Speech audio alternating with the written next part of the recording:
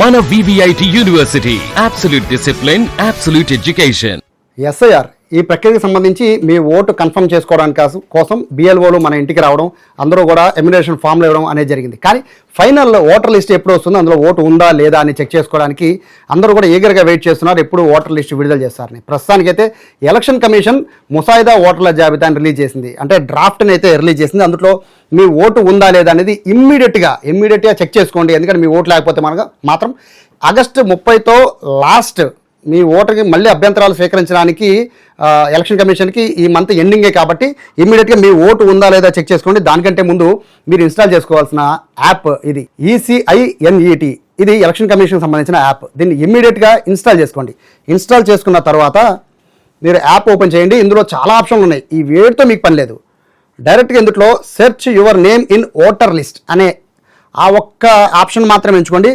వెంటనే మీ voter card బయటికి తీయండి. ఓటర్ కార్డు మీద నెంబరు ఏదైతే ఉంటుందో ఆ నెంబర్ని ఇమ్మీడియట్గా దీంట్లో సెర్చ్ చేస్తే ఇట్లా మనకి TMO నెంబర్ ఉంటుంది కదా, ఈ TMO నెంబర్ని ఎంటర్ చేసి సెర్చ్ చేసే కనుక మీకు మీ ఓటు ఉంది అంటే, దాంట్లో చూపించింది అంటే మీ ఓటు ఉన్నట్టే. మీరు ఇంకా నిరభ్యంతరంగా ఉండొచ్చు. ఓటు మిస్ అయినా లేదా పేర్లు తప్పు పడినా 1-2 సార్లు చెక్ చేసుకోండి. ఇమ్మీడియట్గా కనుక దాన్ని రెక్టిఫై చేసుకోవాలంటే మాత్రం ఈ మంత్ ఎండింగ్ వరకే మీకు టైం ఉంది. సో ఇమ్మీడియట్గా ఫస్ట్ మీరు చేయాల్సిన పని మీ ఓటు ఉందా లేదా చెక్ చేసుకోండి. ఒకవేళ కనుక మీ ఓటు ఉంది అంటే కనుక ఓకే లైట్ తీసుకోండి.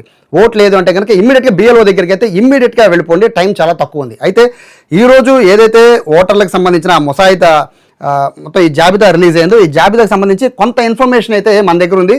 సో దానికి సంబంధించి ఇక్కడ క్లియర్గా మొత్తము 3.71 కోట్ల మంది, అంటే 3,71,00,000 మంది తమ ఎమ్యునరేషన్ ఫామ్, ఓటర్లందరూ కూడా తమ ఫామ్ని BLOలకి అందజేశారు. ఇది ఎంత శాతమో తెలుసా? దాదాపుగా 90%, 89.22% ఉన్నారు. అరౌండ్ 90% ఓటర్లు, ఆంధ్రప్రదేశ్ ఓటర్లు వాళ్ళ ఓటుని ఎమ్యునరేషన్ ఫామ్ని BLOలకి అందజేశారు. అయితే ఇక్కడ గమనించాల్సింది ఏంటంటే 2024 ఎన్నికల్లో మొత్తం ఓటర్లు ఎంతమంది అంటే ఆంధ్రప్రదేశ్లో 4.16, అంటే దాదాపుగా 4,16,00,000 మంది ఓటర్లు ఉంటే ప్రస్తుతం 3,71,00,000 మంది మాత్రమే ఉన్నారు. ఇందులో EC ఏం చెప్తుంది అంటే దాదాపుగా 15 లక్షల మంది, 15.22, అంటే దాదాపుగా ఒక 15.5 లక్షల మంది చనిపోయినట్టుగా కూడా EC చెప్తోంది. దీంతోపాటు 22.5 లక్షల మంది శాశ్వతంగా మారిపోయినట్టుగా కూడా, ఇక్కడి నుంచి ఏరియా మారిపోయినట్టుగా చెప్తున్నారు. కొంతమంది గైర్హాజరైనట్టు, అంటే ఇవ్వలేదు, ఫామ్ ఇవ్వలేదని కూడా చెప్తున్నారు. ఇందులో మరొక ఆసక్తికరమైన అంశం ఉంటుంది. దాదాపుగా 7.5 లక్షల మంది, ఈ మొత్తం ఓటర్లో 7.5 లక్షల మంది 2 సార్లు 3 సార్లు తమ ఓటర్ని నమోదు చేసుకున్నారు. 2-3 చోట్ల వాళ్ళ పేర్లు ఉన్నాయి. దీన్ని ఇమ్మీడియట్గా తీసేసింది ఎస్ఐఆర్. అసలు ఉద్దేశమే ఇది.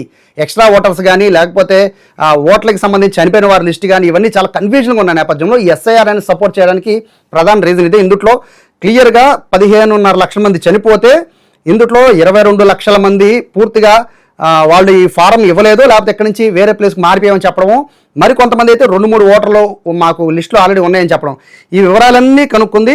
ఒకవేళ కనుక మీ ఓటు ఉండి, మీ ఆధారాలతో ఉండి పొరపాటున BLO మీ సంప్రదించకపోయినా, మీరు వచ్చిన BLO లేకపోయినా ఇమ్మీడియట్గా మీరు చేయాల్సింది ఏంటంటే Form 6 అడగండి. BLO దగ్గరికి వెళ్ళి ఇమ్మీడియట్గా అడగండి.